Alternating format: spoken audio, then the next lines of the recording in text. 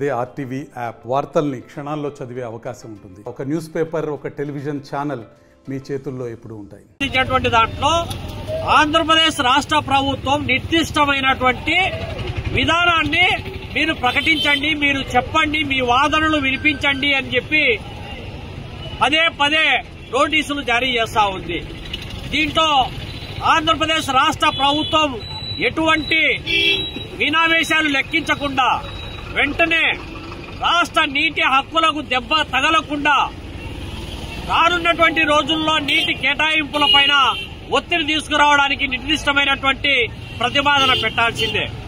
అయితే ఇవాళ రాష్ట్రాలలో దేశవ్యాప్తంగా ఏర్పడినటువంటి నీటి వివాదాల చట్టం 1956 అనుసరించి కృష్ణానది నీటి వివాదాలపైన ఏర్పాటైనటువంటి బచావత్ ట్రిబ్యునల్ తీర్పు ప్రకారము 75% నీటి లభ్యత ఆధారంగా కృష్ణానదిలో 2060 టీఎంసీలు లభ్యమవుతాయి.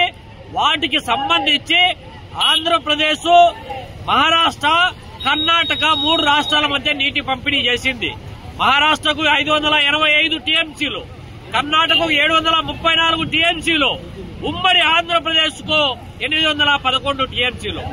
ఈ 811 టీఎంసీలు కూడా ఉమ్మడి ఆంధ్రప్రదేశ్ లో ఏవైతే రైపేరియన్ రైట్స్ అంటాం, మామూలుగా అంతర్జాతీయ నీటి కేటాయింపుల ప్రమాణాల ఆధారంగా ఇదివరకే ట్రిబ్యునల్ ఏర్పాటుకు ముందే ఎక్కడైతే వినియోగంలో ఉంటా ఉన్నాయో రైపేరియన్ రైట్స్ ప్రకారము నీటి కేటాయింపులు చేసినటువంటి బచావత్ ట్రిబ్యునల్ తీర్పు ప్రకారం ఆయా పూర్తయినటువంటి రిజర్వాయర్ల ప్రకారం, ప్రాజెక్టుల ప్రకారం నీటి కేటాయింపులు చేసింది. రాష్ట్ర విభజన అనంతరం కూడా విభజన చట్టంలో పూర్తి వివరాలతో కూడినటువంటి అంశాలను పొందుపరిచింది. ఏ రాష్ట్రానికి ఎన్ని నీళ్లు వస్తాయో, ఏ ప్రాజెక్టుల కింద ఎన్ని నీళ్లు వస్తాయో వాటిని వాడుకునే వెసులుబాటును విభజన చట్టంలో పొందుపరిచింది.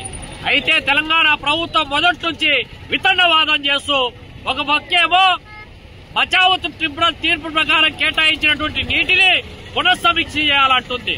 కానీ మిగులు జలాలను కూడా లెక్క వాడుకునే వెసులుబాటు దిగువ రాష్ట్రమైనటువంటి ఆంధ్రప్రదేశ్ ఉంటే దాన్ని కూడా లెక్క కట్టి ఇవాళ 3 రాష్ట్రాల మధ్య పంపిణీ చేసినటువంటి బ్రిజేష్ ట్రిబ్యునల్ తీర్పు పైన సుప్రీంకోర్టులో వ్యాజ్యం ఒక పక్క నడుస్తా ఉండగానే కర్ణాటక ఎన్నికలు దృష్టిలో పెట్టుకుని కర్ణాటకలో ఎగువభద్ర ప్రాజెక్టుకు జాతీయ హోదా కల్పిస్తుంది. తెలంగాణ రాష్ట్ర ఎన్నికలు దృష్టిలో పెట్టుకుని తెలంగాణ వాదనకు అనుగుణంగా కృష్ణా జలాలపైన పునఃసమీక్ష చేయాలంటూ ఇవాళ కొత్త వాదన తీసుకొస్తా ఉంది. అల్టిమేట్ గా ఇదివరకే వినియోగంలో కేటాయించినటువంటి బచావత్ ట్రిబ్యునల్ తీర్పు ప్రకారం ఏవైతే వినియోగంలో ఉన్నాయో వాటి జోలికి పోవాల్సినటువంటి అవసరం లేదు. బ్రిజేష్ కుమార్ ట్రిబ్యునల్ అశాస్త్రీయ కేటాయింపులపైన పునఃసమీక్ష చేయాల్సినటువంటి అవసరం ఉంది అని చెప్పి వాదిస్తా ఉంటే, ఏదైతే తప్పు పడతా ఉంటే, ఏదైతే ఆరోపణ చేస్తా ఉంటే అదే ట్రిబ్యునల్ కు ఇవాళ మళ్లీ 2 రాష్ట్రాల మధ్య తగువులు పెట్టేటువంటి విధానానికి బీజేపీ ప్రభుత్వం పాల్పడతా ఉంది. అందులో వెనకబడినటువంటి రాయలసీమ పైన మరణశాసనం చేయడానికి సిద్ధపడతా ఉంది. మరిన్ని వీడియోస్ కోసం ఛానల్ ని సబ్స్క్రైబ్ చేయండి. లేటెస్ట్ అప్డేట్స్ కోసం వాట్సాప్ ఛానల్ ని ఫాలో చేయండి. అండ్ లింక్ డిస్క్రిప్షన్ లో ఉంది.